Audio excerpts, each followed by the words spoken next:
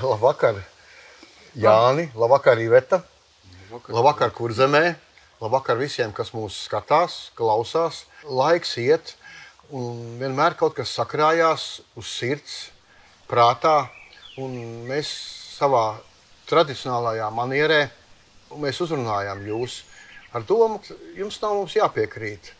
Mēs aicinām uz diskusiju. Šis brīdis Latvijā ir atkal jāsaka jau kuru reizi kritisks mūsuprāt. Un mums ir savu iespēju robežās, varbūt jāskatās, kur mēs virzamies, kur mēs aiziesim. Un, kā jūs saprotat, nekas nenotiek pēkšņi. Ir ļoti svarīgi tas moments, kad cilvēki iesaistās pirms ir nogriezts. Latvijai, manuprāt, ļoti bieži pietrūkst tas. Mēs piketējam tad, kad jau ir lēmums pieņēmts, kad viss jau ir izdarīts. Un tāpēc mēs esam sanākuši kopā, lai nepiespiestā atmosfērā mierīgi parunātu par tēmām, kas mums liekas ir aktuālas un būs turpmāk. Un viena no tām tēmām ir, ko mēs visi lasījām un šausminājāmies vai skatījāmies vai ar humoru uztvērām, nesen bija tas skaistais uzsaukums par vadu un ceļu likvidēšanu uz viensētām. Lūkšu savus kolēģus teikt, kā jums tas likās? Labvakar, labvakar. Noprezentēja jau to galveno personāžu, kas to palaist gaisā. Tur, zini, kā Jāni, no vienas puses ir svarīgi, kurš to ir palaidis gaisā, bet no otras puses es skatos to tāpat kā jūs plaši, ka tas jau nav viena cilvēka teiktais. Tas ir, manuprāt, tas ir tāds valdības nostādījums, un globalizācijas nostādījums, pat ne valdības, globalizācijas nostādījums, ka viss ir jāsadzen tur, kur vieglāk par mums kā iedzīvotājiem ir vadīt un valdīt. Jo lauku viensētās, mēs šeit sēžam brīvā gaisā. Viensētā sēžam, kur pagaidām elektrība ir. Un ceļš arī ir. Ceļš arī vēl ir. Jā, un tomēr tādās viensētās par tiem cilvēkiem ir grūtāk valdīt, vadīt viņus.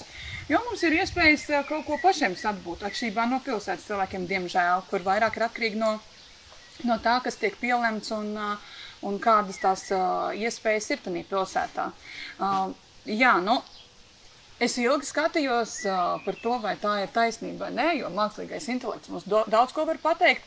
Tā kā es šo jaunekli, jauno vīrieti pati personīgi pazīstu. Mēs runājam par Kristu Berganu Berģi, teiksim godīgi. Jā.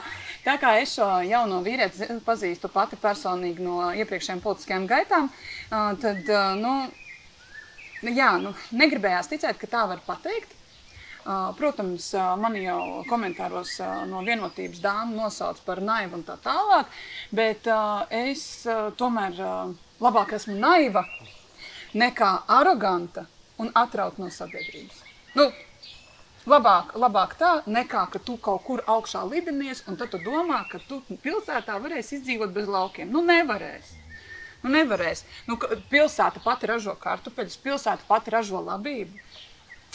Šeit ir tie apsvērumi, kāpēc tieši Krists varbūt ir tas, kurš no visiem parlamentāriem sekretāriem... Jā, tieši tā, amatpersona, tā ir amatpersona.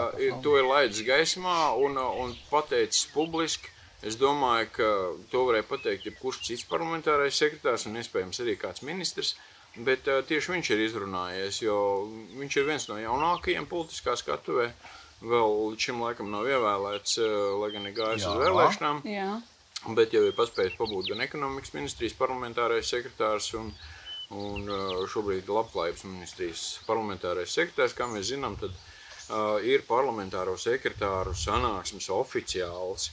Un, kāpēc es runāju par oficiālām, viņš vēlāk atvainojas. Viņš saka, ka ir ļoti pārteicies, ka tādas virzības vai nolēmuma nogriezt kādām lauku sētā vadus nesot. Tātad viņš runā par oficiāliem lēmumiem, jeb norunām politiskā līmenī, un viņš pasaka, ka šādas norunas nav. Bet savukārt par visām pārējām lietām viņš neko nesaka. Piemēram, tur par ceļtīklu mazināšanu vai par kādu skolas ieīsināšanu.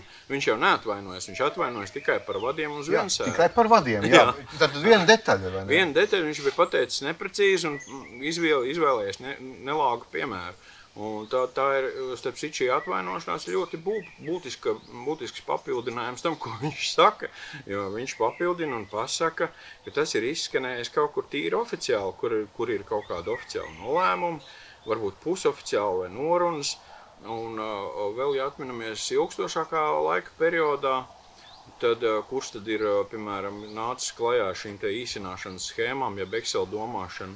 Ļoti plaši ir izteicies Ģirts Rungainis kā uzņēmējs. Jā, viņš ir un viņš līdz šim ir bijis tāds kā nepolitisks šīs idejas paudējs, ka vajag laukus griezt un pilsēta ir ekonomiski izdevīgāk, kas nav nekāds noslēpums. Skaidrs, ka kanalizācija vieglāk 72 dzīvokļiem pievilkt nekā vienam. Un apkalpot tur elektrības vadi ir īsāk, ziķeriņi mazāk un viss pilsētā ir ekonomiski pareizāk. Bet, Jāni, man neviens bez maksas to elektrību šeit nevilks. Un arī to kanalizāciju bez maksas man neviens nevilks. Man pašai par to elektrību pievilkšanu un par to kanalizāciju ar ģimenes līdzekļiem ir jāsamaksā. Es neprasu nevienam pagastā vai pilsētā vai novadā palīdzību vadu ievilkšanā. Un tādas palīdzības īstenībā nav. Tur jau tā lieta, kad stāsts par tiem vadiem patiesību sakot bija vistuvāk īstenībā, jo tas ir vienīgais, kur vajag teiksim, sprieguma kritumu transformators būvēt. Ja tev ir ceļš, viņš ir vajadzīgs strateģiski visai valstī, un viņš nav tā kā vienai lauku viensētai vajadzīgs. Un tas ceļš, kas varbūt ieiet no publiskā ceļa līdz viensētai iekšā, to arī tas cilvēks pats remontē un dara. Kas reāli arī notiek? Jā, praksē tu pats taisi savā īpašumā ceļu.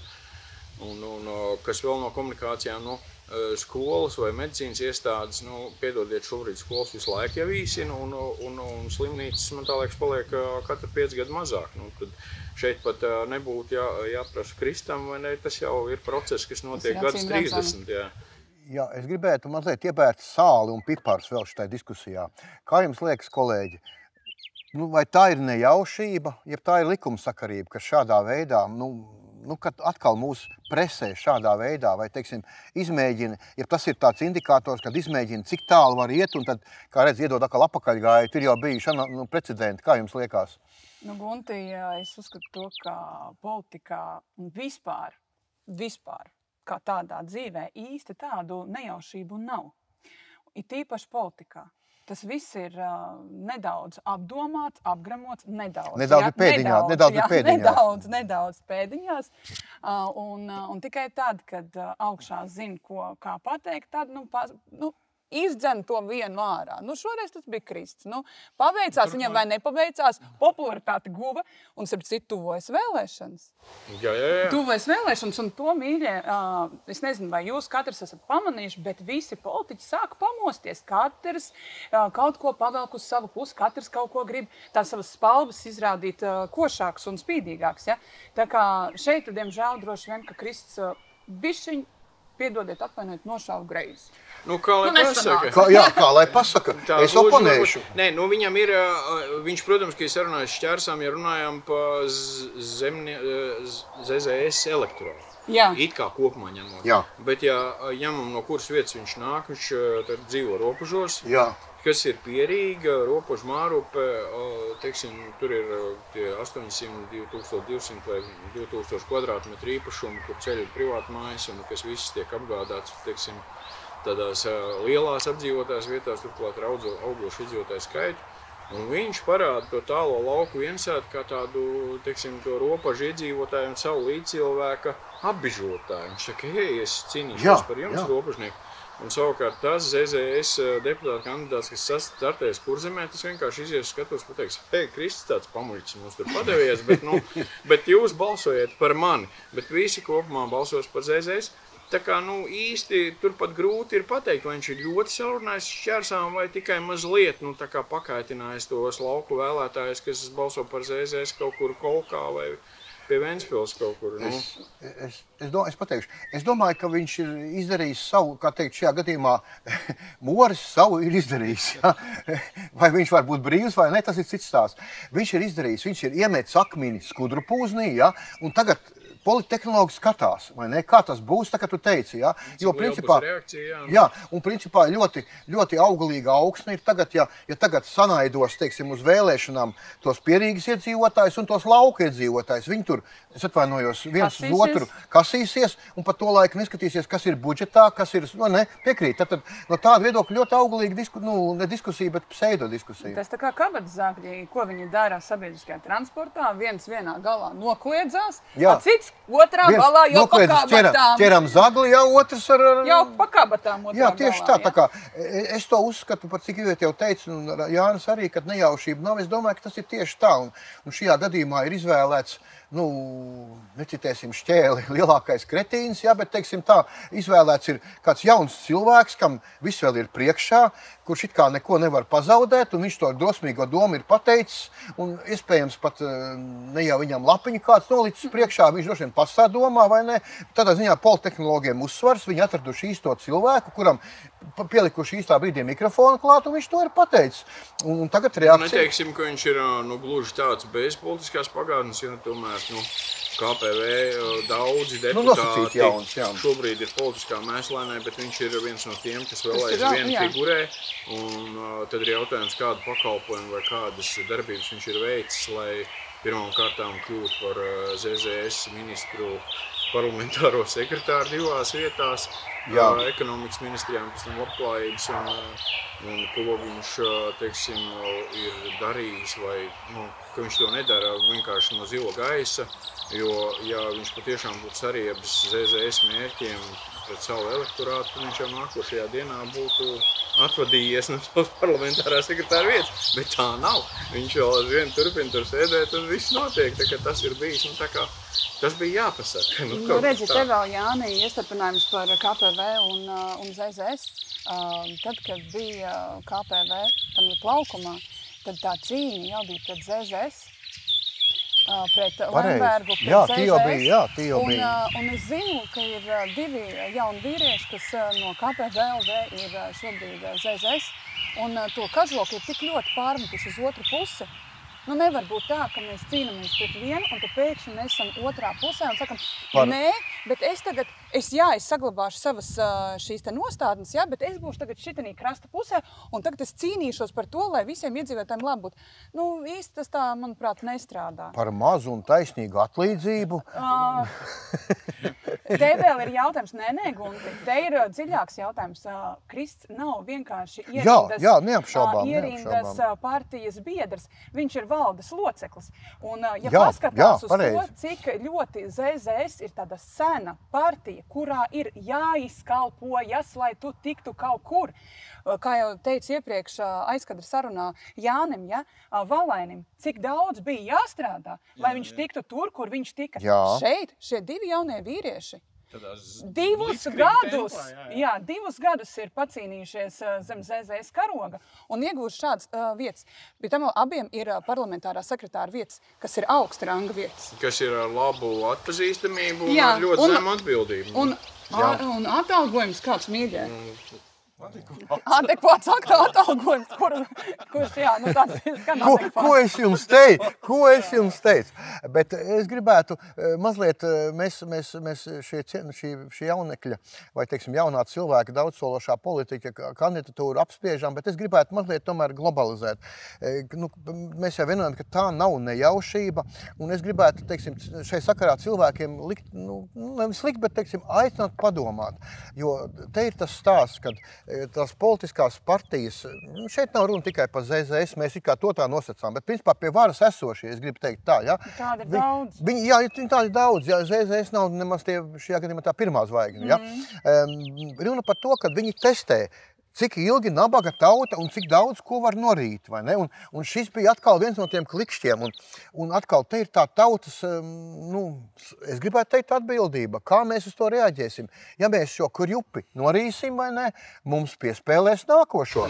Viņi jau piedāvā tikai divas iespējas, viņi neparāda trešo, un tas ir tas galvenais uzdevums, kāpēc par to runā šādā atslēgā, ja ar šādu pavērsienu. Tad kas tad ir valsts budžeta deficīta, galvenais cēlonis, ne jau tas cilvēks viensētā, kuram pievests španungs vai tur pievests ceļš klāt 3 km garākā posmā. Par kur viņš ir samaksājis. Jā, par kur viņš starp citu ir samaksājis. Un par Latvijas Energo vadiem, starp citu, arī mēs zinām tos, tiem, kas nezina, ļoti bieži tas stāsts ir, nopērciet vadus, savelciet vadus, sarokiet stabus, un pēc tam atnāk, es tā mazliet vulgarizēju, ja, atnāk un viņi pārņem savā īpašumā, ja. Tā jēga, par ko tad viņai paslēpjas šitā skandāla, ka cilvēki tagad sāk apmētāties tur pilsētnieki, laucinieki, vēl kaut ko, lai gan visi par visu maksā. Tā jēga jau ir tajā, kad lielākie izdevumi valsts sektorā ir cilvēki. Tad cik mēs algojam valstī cilvēkus un kas ir nodokļu uz nodokļu maksātāju kakla, ir konkrēti. Tad 1/3 strādājušo ir publiskā sektorā, 2/3 ir privātajā sektorā. Un no šiem 280 000, tad tur mēs varam šķirot, kur ir skolotāji, kur ir valsts ieņēmuma dienas darbinieki, kur ir pašvaldību darbinieki, kur ir vēl kaut kā. Bet lielam kopumā 1/3, jeb 33% aptuveni, ir krietni par daudz. Visās OECD valstīs ir aptuveni, vidējais ir 15%. Tad puse no visiem būtu jāizmet ārā. Un līdz ko mēs sākam runāt par kaut kādu konkrētu iestādi vai par kaut kādu konkrētu, piemēram, valsts ieņēmuma dienas 3,500 darbinieku. Tagad viņi... Pa 4 vēl. Jā, nē, bija 3,5. Viņi mazina pa 10. Apkopējis atlaid, jā. Kaut ko viņi atlaiž, un tad tas skaits samazinās kaut ko, un tagad viņi, piemēram, atdalīja finanšu policiju, un tā, ka viņiem būs mazāk. Lai gan it kā. To pārcels saka uz citu. Jā, bet par ko ir stāsts citā bilancē, vai ne? Bet tad, piemēram, tad, kad tu salīdzini, saka, Igaunijā tur ir tikai 1000, un kā viņiem tie iedzīvotāji tur tā, un vajadzētu būt, ka mums pietiktu ar 2000. Hei, nē, tā jau salīdzināt nevar. Jā, un par katru fragmentēto lietu mūs tā kā atfutbolē un pasaka, nē, viss jau tur ir labi, un viss jau, tas vispār nav salīdzināmas lietas, mums vispār viss ideāli. Un tad, kad tu paskaties uz to kopējo bildi, tie 33%, kas strādā uz valsti un ēd tas nodokļus, un arī tur ir bardaks, jo līdz ko tu pasaki tie 33%, viņi pasaka, nē, mums ir Latvijas Energo, mums ir Latvijas valsts meži, kas ir uzņēmumi, kas arī skaitās pie valsts algotā personāla, kas vienkārši, un tad daliet tos nost, labi. Un visa šī fragmentācija, tu nevari tā kā runāt ar viņiem, kā normāls ar normālu, kad, saprotiet, jums ir pa daudz tiek atklāt pa cilvēku, un kaut kas ir jāizdara. Vai nodaliet un paskaidrojiet, kas ir kas, bet nevar paskaidrot. Arī ķišmiši ir ar valsti un pašvaldībām ir radīts. Pašvaldībās ir pār 120 000 algoto cilvēku, bet līdz ko tu sāc debatu, tā viņi saka, hei, tas par to neatbild, tas par to neatbild. Nē, mums ir izglītības darbinieki, kas nāk kā meķa dotācija. Jā, it bet kā. neviens tās skolu valdes, kas ir pie pašvaldībām neķidā, vai pa kādu naudu tās algo. Un kaut kādi vēl starposmi, kas varētu nebūt, tad pēkšņi tas izveidotās vienības pašvaldības policijas, kas ir, faktiski jaunradīts, viņām tās tiesības veidot iedeva sen, šobrīd tas ir... Tas jau ir pienākums. Pienākums, jā. Un atkal tā ir vesela algota armija cilvēkiem, kas nav ne ierēģi nekādi, bet viņi vienkārši, kā tad mēs bez policistiem? Un tā ir tā, ar katru, 10 gadi izveido kaut kādas tādas vienības, kas neizzūd. Un es atceros, piemēram, es strādāju Liepājā presē, 90. gadu vidū bija viena pressekretāra, Maiņķelmiņa. Pēc 25 gadiem, jebkurš liepājnieks var ieiet tajā sabiedrisko attiecību nodaļā, paskaitīt, cik tur ir darbinieki, paskaitīt, cik ir vēl plus Liepājas ūdens, tur siltums pārvalda vēl kaut kas, un tās visas ir vienības, Liepājas tramvajs, tur vēl kaut kā. Tās viss ir komunikācija vienības. Kad būs attiecībā par to laiku, pret 95. gadu būs reiz 20, reiz 10 vismaz. Un visiem tiem nāk no kaut kāda nodoklīša tā naudiņa, un to nodoklīt kādam ir jāsamaksā. Un šo proporciju, ja aplamību visu laiku tad mēģina arī slēpt. Un tas ir tā Krista Bergāna Berģa tas galvenais motīvs, kāpēc viņam ir jāiemet tas akmens tajā dīka vidū, lai tie viļņi veidojās. Ja mēs tajā ventilatorā. Un lai mēs nerunātu par to galveno cēloni, kad... Par to sāpeni. Jā, un kas, starp citu, pāriet vēlāk budžeta debatēs un visā Es gribu mazliet neoponēt, bet piebilst, kad es skatījos Twitter vidē, jo mēs varam ironizēt vai ne, bet tas stāsts par tiem 172 Twitter troļiem, ja, kas Latvijā var mainīt politisko klimatu, viņš ir mazliet pārspīlēts, bet tur kaut kas ir, jo es redzu, kad, manuprāt, tie politiķi ļoti aktīvi, tomēr to monitorē šo sociālo tīklu vidi, vai ne? Un es tieši pa Twitter vidi runāšu, un nevelti tas Bergans Berģis iedevis apakaļgaitu tagad, jā, tad viņam ir uzdots sakal, atvainoties, viņš to dara ļoti skaisti, bet par ko es vēl gribēju teikt, jā, kad jau tajā brīdī, kad viņš bija ierakstījis to tēzi par to vadu nogriešanu, ja, pilnā pārliecībā, un pat, tur cilvēki bija rakstījuši, kad, bet pagaidi, sāksim, tad griezīsim tai hidrai birokrātiskai galvas, nevis vadus uz viensētām. Ja. Tad tas ir tas, ko es aicinu cilvēkiem padomāt. Mums tas ir jāsaprot. Mēs nedrīkstam ļauties aiz šai lavīnai, kas tagad būs. Jā, mēs varam diskutēt par to, bet mums jāredz tas cēlonis. Cēlonis jau tā kā Jānis teica un Iveta, ja, viņš jau... Kāpēc mums nav tās naudas? Redzi, un te ir atkal tas tāda iesaknīta tam, no kādas politiskās partijas tad ir dzimis Krists. Tad tur viens no sākuma tādiem stūrakmeņiem bija tā doma, ka ir jāsamazina ministrijas skaits. Jā, pareizi. Šobrīd ir 14, ja nemaldos 14 ministrijas mazajā Latvijā, kur 1,6 miljonu iedzīvotāji, varbūt pat mazāk jau, ja ne? 14. Mums, manuprāt, cik pietiks? 6? 7? Tas ir diskutabli. Tad, kad Globzems staigāja, es atceros un teicu, jā, 6 ministrijas. Es tā ieskicēšu. Man liekas, ka izēja būtu nevis skaitu, bet viņas to struktūras precīzi sadalīt un tās personāls. Bet tas ir cits stāsts. Jā. Tāpēc tā ir samazināšana. Jā, bet tā būtu samazināšana, jā, bet, teiksim, satu nevis ministri. Bet ne par to ir tagad stāsts. Runa par to par principu, būtību, ko viņš ir teicis, vai ne? Un tagad viņš ir... Otrs vēl, kas bija ne tikai ministrija, bet arī deputātu, deputātu samazināšana, tātad no tiem 100 uz kādiem 50. Un atkal, vai tad Latvijai nepietikt ar 50 gudrām galvām? Es saprotu, ka pa īsu būtu tad tur 50, vai ne? Kas tā būtu pa konkurenci uz vienu vietu? Es teiksim, paskatīšos no otras puses atkal, tiešām tā pragmatiski, jā. Es atkal domāju, ka vaina ir nevis deputātu skaitā, bet kvalitātē. Un par cik tā kvalitāte, es pabeigšu, ja? Par cik tā kvalitāte mums ir tāda, kāda mums ir ļoti svarīgi, ja?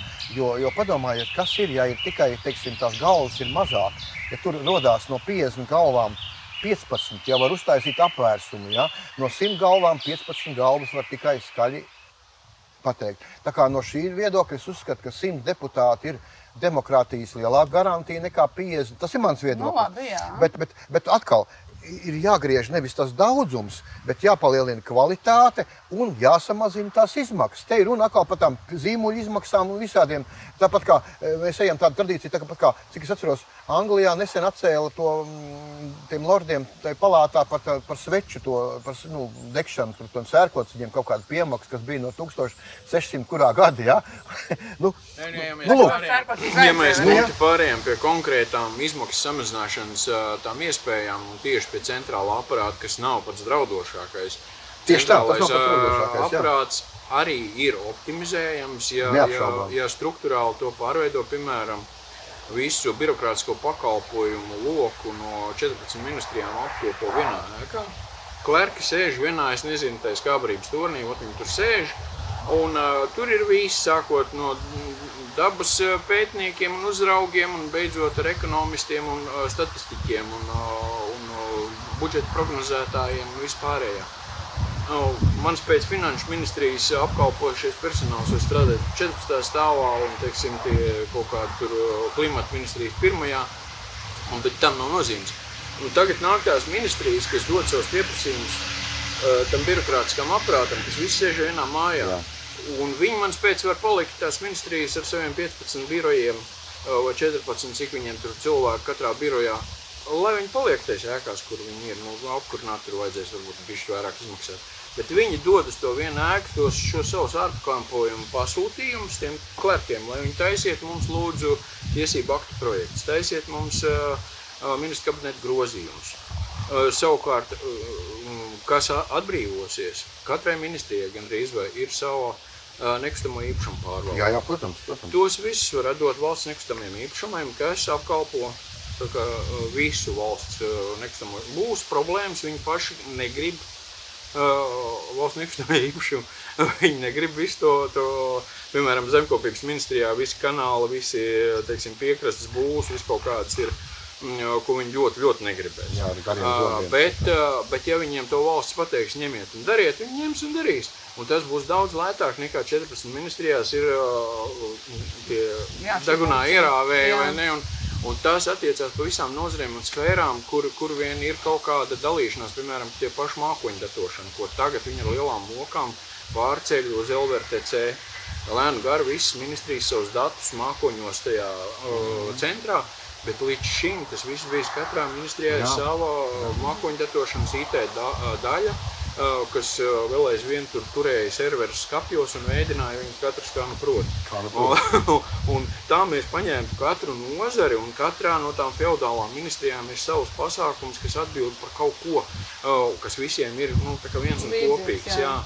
Un ja to visu sabāst vienā mājā, ticiet vai ne, tur būtu atbirums kadros un būtu efektivitātes un laika iegūms.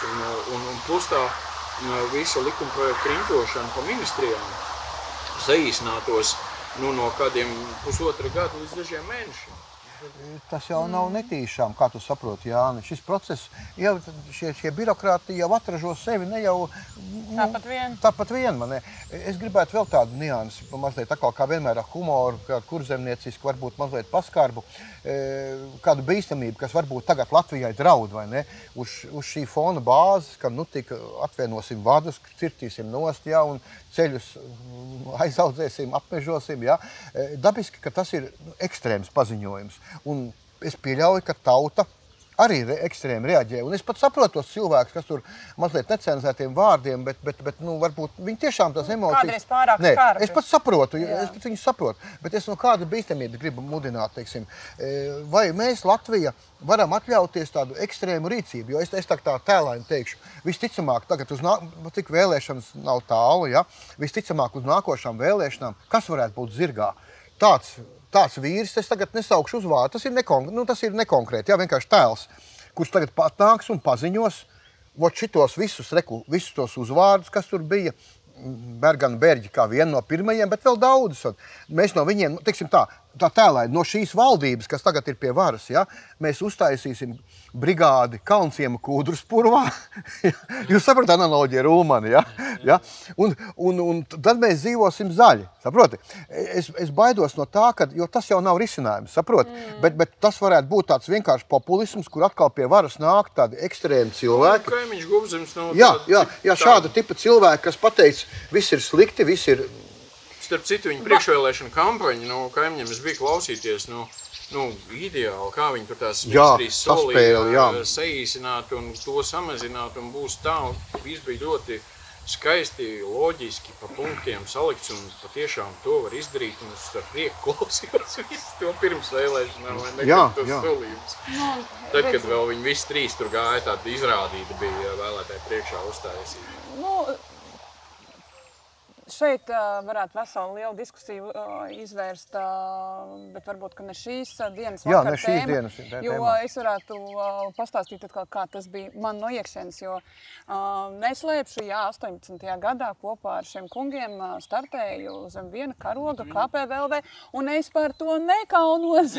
Jā, protams. Es par to nekaunos, jo tā bija skola. Tā bija ļoti laba skola. Esmu satikusi ļoti daudz labus, enerģiskus, pozitīvus cilvēkus. Un es varu pateikt to, ka... Kuri nav parlamentāri. Nē, kuri nav parlamentāri, nē. Viņi pat ir ļoti tālu vispār no politikas šobrīd, dažs labs un tā. Bet tas parādīja daudz tādas labas lietas, un es pat esmu pateicīga liktenim, ka tanī laikā arī man neievēlēja. Jo redzēt no malas, kā sadala esošais astoņkājs Saeimā, reizinātājos jaunu partiju, kurai ir tiešām, mēs bijām jauni cilvēki, jā, dažam labam bija tur aizmugurējās iepriekšējās pieredzes un tā tālāk, un taisīt ceļu, tā kā lai tiktu līdz tam mērķim. Bet ļoti daudz bija tāda pilnīgi jauna svaigi, kā es un citi. Jā. Un saproti, tu jau īsti tajā ceļā, tā īsi sakot, īsti tajā ceļā nenotic līdz galam, ka var tā partija tikt iekšā, saproti? Nu, un viņa tiek, un tu tad sēdi un domā, ko tagad? Ko tagad darīt? Un tā tas bija, un visi sēdēja, ko tagad darīt? Tāpēc, ka bija tas mērķis, mums ir jātiek Saimā, bet neviens nepateica, kāds ir tā, nu nevar būt mērķis tikt Saimā. Tas ir tikai līdzeklis. Jā, mērķis ir, un tad ir virsmērķis, un atkal virsmērķis, lai tu attīstītos, iet uz priekšu. Un nevar būt mērķis tikt Saimā, bija jābūt citam, nu tā kā mērķim ar virsmērķi. Un kā mēs rīkosimies tad, kad mūs ievēlas. Nu jā, un tas citur nav tikai ar vecajiem, jaunajām partijām, bet arī vecās, kas iet iekšā tie paši zemnieki. Ko tad viņi īsti grib? Ko viņi sola vēlētājiem un kā viņi pēc tam taisa koalīcijas. Nu, tas ir pilnīgi pretrunā tam, ko viņi ir teikuši. Jā. Viņi rīkojās, teiksim, tai Saimā tikuši pēc apstākļiem. Nu kā, vajag galvenais, lai būtu pie kaut kāda ruļļa. Jā.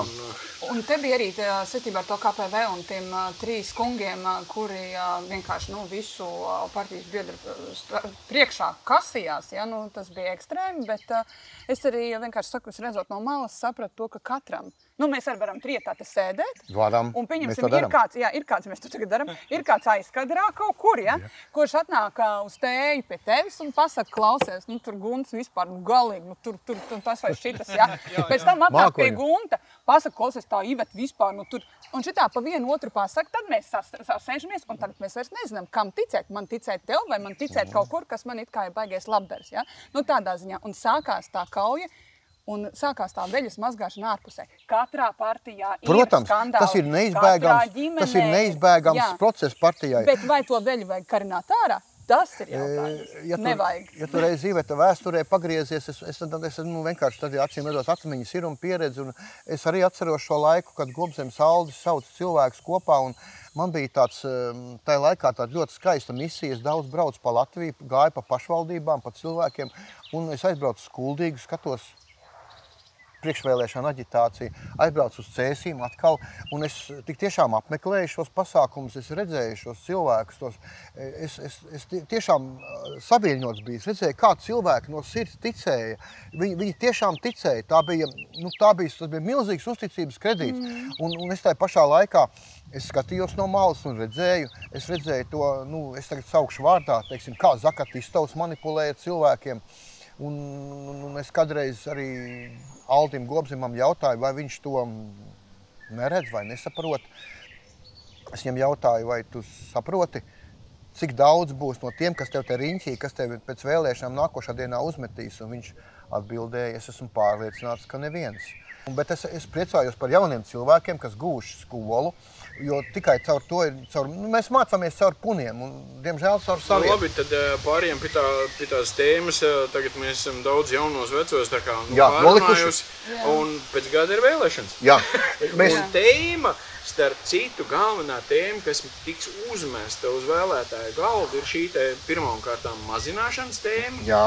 Un otrs, ar ko mēģinās to birokrātijas mazināšanu pārtrumpot, ir šī sarīdīšana starp lauki, pilsēta, krievi, latvieši. Jā, pensionāri, skolnieki, vai ne, studenti. Viss iespējamās dalīšanas tie, kas ārstējas, tie, kas neārstējas, tie, kas pīpē, tie, kas nepīpē, kas šmigu nevar nopiet 8 un viss. Un tie, kas nāks, teiksim, tie politiskie spēki ar šīm sarīdīšanas metodēm, nevis ar galveno cēloni, kad ir jāgriež un no šī teiksim, jau atklāt jaunās vienotības progresīvo elektorātu. Pa daļai nedaudz ir tēvzemieši un ZZS vēl aizvien, bet tās ir ļoti mazas daļas, ko viņi šobrīd var cerēt no valsts pārvaldes un pašvaldību pārvaldes elektorātu dabūt. Tie ir labi cilvēki, kas labi iet balsot. Bet tad 2 partijas visticamāk mēģinās aizsargāt pārvaldes aparātu un to skaitlisko daudzumu.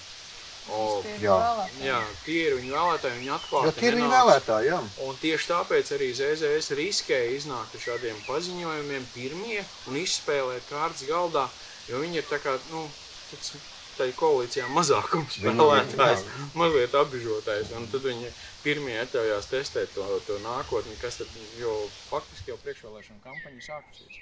Jā, un īstenībā iet pa lielam jau, kā mēs redzam, jau lielā mērā, un tāpēc mēs aicinām cilvēkus jau tagad saprast, ko viņi grib, un es domāju, ka ir ļoti svarīgi, Jānis jau un Iveta teica par to, kā šī sistēma saglabājas, vai ne? Tad viņi saglabājas uz tiem vēlētājiem, kas ar kaulu smadzenēm, ar asti, ar spurām, ar zvīņām, ar rokām, ar taustekļiem saprot, ka, ja šī sistēma kritīs, viņiem būs grūtāk. Un viņi nobalso 100% visticamāk. Viņi ierodas uz vēlēšanām un balso par savējiem. Savukārt latvietis vidējais diskutē, vai man vispār iet uz vēlēšanām, man jau nav par ko balsot, un viņi neatnāk. Tātad mēs redzam, 2/3 savu izvēli neizdara. Tā ir Latvijas traģēdija. Un tas ir tas moments, kas ļauj šī sistēmai pie varas noturēties. Jā, jo teiksim, ir mazāk par to pusi, tad loģiski, ja teiksim, 1/3 no visiem vēlētājiem ir valsts sektors, tad, teiksim, atnāk uz vēlēšanām 40%, 33% no tiem. Jā, viss kārtībā. 7% atliek pārējiem. Ja atnāk 50, tad ir protestētāji varētu būt, teiksim, no šīs sadalījuma ir 17%. Uz vēlēšanām ir jāatnāk vismaz 66%, lai būtu tāda godīga stīvēšanās starp privāto un publisko sektoru. Patreiz jāsaka, tā propaganda vinnē vienos vārtos, un diemžēl tā bumba ir tautas vārtos. Mums vairāk nav tas manevru iespējas sašaurinās. Jūs redzat, Latvija var nepietikt visiem. Un starp citu, mēs jau pats šobrīd dalu publiskais privātais sektors. Šī dalīšanas metode arī ir slikta, jo mēs nevaram izmest valsts darbiniekus un līdz ar visu to spaini izliet valsti miskastē, jo tur ir ļoti daudz tādu, kas tiešām strādā un dara lietas, ko vajag darīt. Tāpēc jūs teicu, ja viss aizsūtīt. Jā, un tur ir tāds sijāšana, kas būtu vajadzīgi simtiem un tūkstošiem varbūt auditu, un milzīgs darbs ir jāveic, lai visu to izkratītu. Ne jau vēl tikā ķerās konkrētajai lietai klāt tā uzreiz, bet nevar. Un tur ir konkrēti cilvēki pa vienam. Amata vietas ir jāsijā. Jā, un tur vajag varu un politisku varu un politisku gribu, vai ne? Un pacietību. Un šajā gadījumā mēs atkal nonākam ar tādiem lokiem. Es pat varbūt pārpublicējuši. Es tagad uz raidījumu, jo, kā jūs saprotat, mums nav tāds izteikts scenārijs, kurā brīdī ko katrs teiks. Mēs par tēmu šo improvizējam, kas mums ir prātā un kas mums ir kā izdomāts pa vakariem.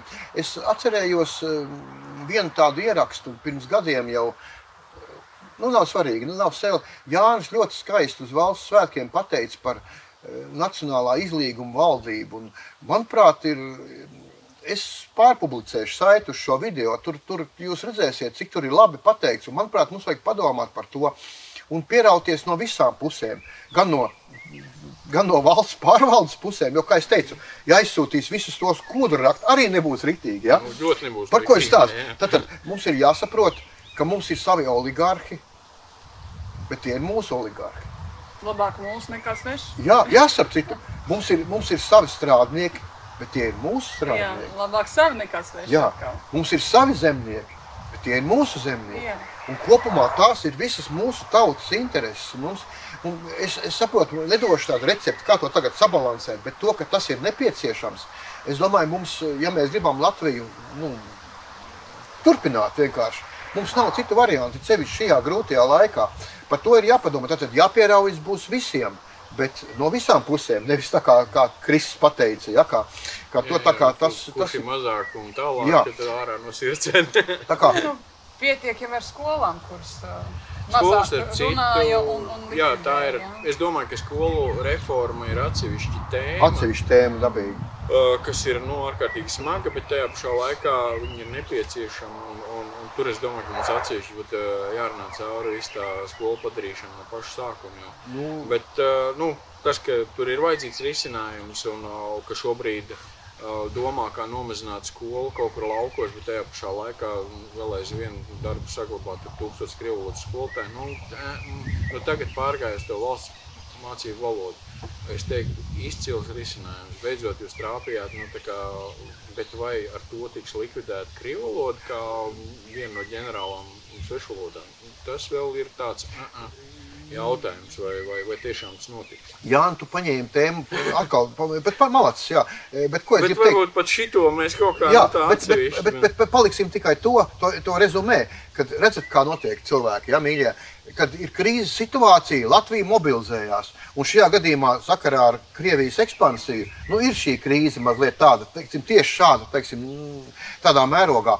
Un latvieši saņēmās un izdarīja, un nogrieza, un būsim godīgi, okupekli arī nebūtu nogāzuši. Ja? Paldies šajā gadījumā, ja tā var teikt, Krievijas iepirkumu, atvainojas Ukrainā par cinismu, ja? Bet tas ir, tad Latvija spēja krīzes laikos mobilizēties, un krīzes laiks ir viennozīmīgi. Un ko es vēl gribu teikt no savas pieredzes, krīzes laiks ir iespēju laiks. Šis ir iespēju laiks jauniem spēkiem, jauniem cilvēkiem. Šeit es pie visa, ka viena no atsevišķām tēmām ir pašvaldība reforma, kas praktiski ilustrē Krista izteikums, kad viņa kā sistēmas reforma ir gājis to ceļu, kā sistēma domā. Viņa domā Excelī. Ja reiz maza pašvaldība tā kā nespēja atlicināt naudu attīstībai, tad mēs sauksim 5 mazas pašvaldības kopā. Būs liela pašvaldība un mums būs nauda attīstībai. Izrādās, ka pļurkš esam pie tās pašas sasistās silas, ir tikai pēc teritorijas lielāka pašvaldība, bet tik un tā viņai nav naudas attīstībai. Jā, es teikšu skarbāk, satiekot 5 nabagas kopā, dabūnam nabagmāju. Bet tas ir, un par šo pašvaldību tēmu mēs noteikti runāsim nākamreiz. Jānis ieskicēja, bet padomājiet par to, kā tas viss realizējās. Es domāju, ka tev noslēdzušies vārds? Te kāds no jums minēja par deputātiem un viņu kvalitāti. Tas tā ārpus viss šīs tēmas, kur mēs aizgāja. Jā, tu pieminēji. Parlamentārajiem. Parlamentārie, es domāju, ka nenāk tādā stāvoklī uz darbu, es ceru. Bet tad, kad bija tas viens komentārs no vienas arī, es aizmirstu, no kuras sievietes, no kuras politikas puses tas bija televīzijā, ka, bezmazliet tāda situācija, ka ir nepieciešams ar alkometru pie Saeimas durvīm stāvēt, lai deputātus ielaiž tādus, kas nav dzēruši. Tad, mīļie kungi, par kādu kvalitāti mēs varam domāt un runāt, ja mums lēmums pieņem daži labs dzērumā. Ne jau vēl tu Saeimā kafejnīcas Vairs nav. Ašņorēji. Jā, bet tad jau kāds arī atnāk tur tādā štīmungā, tad arī, iedomājieties, jūs aiziet uz darbiņu štīmungā. Cik dieniņus jūs varētu aiziet štīmungā uz darbiņu? Pirmā viena un vienīgā, es domāju, otrā dienā vairs darbiņu nav, ir atlaists. Jā, šitiem atļaujas atnākt un vēl valstisks lēmums pieņemt. Jā, un tā ir mūsu tolerance. Un ja mēs uzskatām, ka mazliet drīkst piezakt, mazliet drīkst nākt uz darbu piedzēris, mazliet drīkst kaut ko neizdarīt, tad lūk, šāda būs šī parlamenta kvalitāte. Bet tad ir jautājums, katram tas mazliet ir cits mērogs. Jā, neapšaubām. Tev mazliet ir šitik, kādam mazliet ir šitik un kādam mazliet ir jau vesels gals. Jā. Mēs zinām, ka arī šajā Saeimā zēni, kuriem pur rokas. Ir tā, diemžēl, žēl, ka tā ir, bet vēlētāji mēs paši tādi esam savēlējušies. Jā, ko darīt? Un beigsim ar to, ka tā ir mūsu atbildība, kas tur sēž, lai ko mēs tur sakām, kādas šīs vēlēšanas ir, vai taisnīgas vai ne, bet tas ir likums, tas ir, tā viņš patreiz veidojās, un es aicināsim būt cilvēkiem aktīviem, domāt, lemt un pašiem rīkoties. Es gan domāju, ka pa tiem dažiem dzērājiem pa Saeimu, tur gan pašām politiskām partijām vajadzētu vienkārši palūgt cilvēkus, nolikt mandātu Vai arī saņemties. Vai arī saņemties. Vai noliec, vai saņemies. Es gribu to teikt tā. Politiskās partijas ir, kas iekasījās viņus pie varas, vai tieši, vai, teiksim, pastarpināti, kas stāv ar to diriģentu zīzlais pults tur. Viņi redz, bet par ko ir stāsts? Kāpēc viņi to nedara? Es gribu teikt skaidri un gaiši. Viņi to nedara, tāpēc, ka saprot, ka tauta vienalga norīs. Tad tas ir, atvainojiet, cīniska necieņa pret tautu. Tad avos praskočit, nevis 100 punktu praskočit, vai ne? Tad viņi saprot, priekš kam man tur. Jo ņemsim, piemēram, to pašu, kā tur aizsūtīja te mums zināmo Saeimas priekšsēdētāju uz trimdā, uz to, nu, pa vēstnieci, ja? Atceries par to izteicienu. Vadzis nolūza, un partija noreaģēja. Piekrītiet, vai ne? Tas ir tikai viens piemērs, ka ja var, tā grib, bet ļoti varbūt uzskatāms, visi to zina, protams, ja? Jo nu, tad viņi to noreaģēt. Ja viņi to nereaģē, tad tas nozīmē, ka viņi uzskata mūs par sērpamām aitām. Un par varbūt iespējams pārlieku pacietīgiem. Pacietība tā ir laba lieta. Aitām pacietība ir obligāta. Ne tikai, nu jā, bet Mēs šeit nesauksim tautu paitām, protams, ja tas tā mazliet. Bet mums ir jau gēnos mācīts, manuprāt, ja, ka tev jābūt ir pacietīgam. Ja. Nu, audzē savu pacietību un tā tālāk. Un te pēkšņi tā pacietība nevis tādā labā tā kā nozīmē viņa kalpo mums, ja? Bet viņa jau te tā kā sliktā nozīmē, jo tā mūsu pacietība kaitē mums pašiem. Un mēs esam tik toleranti un tik pacietīgi, kad beigās tas mums pašiem kaitē. Un paskatāmies, ko dara. Es nesaku, ka jāiet piketos milzīgos un tā. Tas, mūsu gadījumā varbūt tas nestrādā. Pikets ir petardi, bet jāšāv ir lielgabali. Jā, bet varbūt, kad tas lielgabals būtu aiziet 60% uz tām vēlēšanām. Ja? Bet pasties, kas notiek ārvalstīs? Tur, pieņemsim, poļi. Kāpēc poļi ir? Viņiem sava valūta ir, viņiem sava ražošana ir, viss. Un tagad es sen jau kaut kādus gadus atpakaļ runāju ar vienu polieti, un viņi man prasīja, mēs bijām aizbraukši uz Poliju, man prasa, kāpēc jums valdībā, tas bija Covid laikā, kāpēc jums valdībā nevar strādāt cilvēki, kas nav vakcinējušies? Es viņai stāvu pretī un saku, ziniet, par to man galvu nesāp, bet kāpēc parastiem cilvēkiem neļauj strādāt, ja viņi nav vakcinējušies? Ja? Nu tā, viņai acis atkārās milzīgs, viņa tikai par to politisko virtuvi bija dzirdējis. Viņa saka, ziniet, ja mums kaut kas tāds būtu pateikts, pie valdības mājas nākamā dienā būtu ar sūdu dakšām pus Poliju, ja ne vairāk. Ja? Un tāpēc viņi tur arī tādus lēmumus nepieņem. Tāpat arī visi tie noteikumi, tur bišķiņ tā sabiedrība, ko es gribētu teikt, sabiedrība citās valstīs nedaudz vairāk iesaistās politikā. Es nesaku, ka jums tagad visiem jāstājās partijās, bet vajag interesēties par to, kas notiek politikā, un kas notiek vispār apkārt, kas jūsu komunā notiek, kas jūsu pilsētā notiek. Jā. Okay. Un, lai pabeigtu, bet mēs nevaram pabeigt, jo man jānospici atkal šī tēma, ko Iveta pacēla. Padomājiet par to, šī Covid vakcinācija. Es tagad nediskutēšu par to, cik viņi bija liederīgi. Par to pat nē. Es runāju par to, ka tas bija tests, cik tālu tautai var atkal, var viņu, es atvainojos, čakarēt. Cik tālu var čakarēt, ka mums uzliek komendantu stundu, ja ne? Mēs to visu norijām. Un to politehnologu lieliski redzēja, un viņi to izmantos. Jā, un atbildi būs tev kā 70% šķepotējās. Jā, kāds tā problēma? Un tāpēc būsim aktīvi, domāsim ar savām galvām un rīkosimies. Lai jauks vakars!